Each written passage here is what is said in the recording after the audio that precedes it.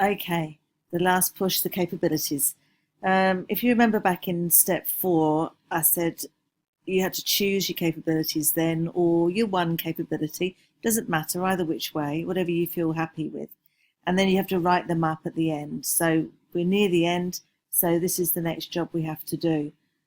So why do we have to write about them? Well, there's one performance standard that is totally devoted to the capabilities, and this is the A grade version of it. You've got to basically show understanding of the capabilities that you've chosen. In other words, how they apply to your research journey, and then how you have developed your capabilities as you've gone along. So, what do I have to do this? Well, you've got to go back to the stuff that you wrote in step 4. They're the worksheets, if you remember, where you look through aspects of a capability and you chose some aspects and kind of said, well, I think it's going to be relevant to what I'm going to do because blah, de, blah, de, blah. Okay, so go back to those charts and have them in front of you.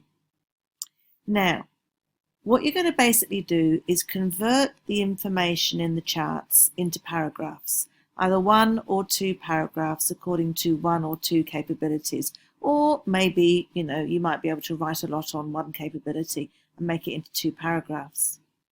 Now, what you've got to do here, you've got to display your understanding of each of the capabilities. So you've got to show why you have chosen the ones that you have chosen.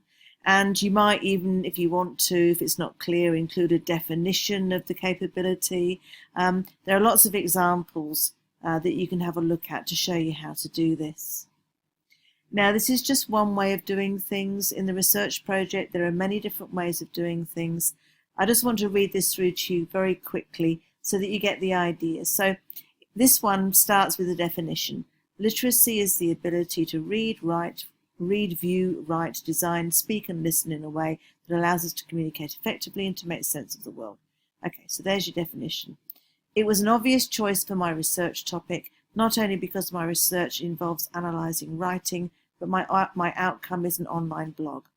I knew I would be analysing and using language for a range of audiences, contexts and purposes. Can you see how that is a direct quote, because it's in quote marks, from the capability, one of the aspects of the capabilities? Because blogs are basically individuals writing about a topic of their choice for different target audiences. Bloggers' choice of language and the ways they express themselves portray the way they view the world, something I found very interesting and wanted to research in detail. I wanted to look at a range of blogs and therefore chose, and again, can you see there's a quote here, a direct quote, reflecting on the ways in which texts are created for specific purposes and audiences as one of the most important aspects of the literacy capability. I was also conscious that there were generic stylistic features of blogs. Now, stylistic features is another aspect in the literacy capability that I needed to know more about, that I was going to be researching a range of different perspectives, and perspectives is also down there as one of the aspects. Sorry to inflict that upon you, but you might want to pause this and just have a look and just to get your head around it. I'm not saying it has to look like this exactly, but it's one good way to write the paragraph. Now, the next two paragraphs, or more if you can, explain how you've developed your capability.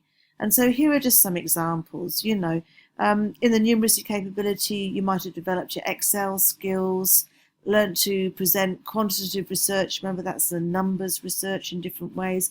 You might have analysed spreadsheets. You might have worked out a budget.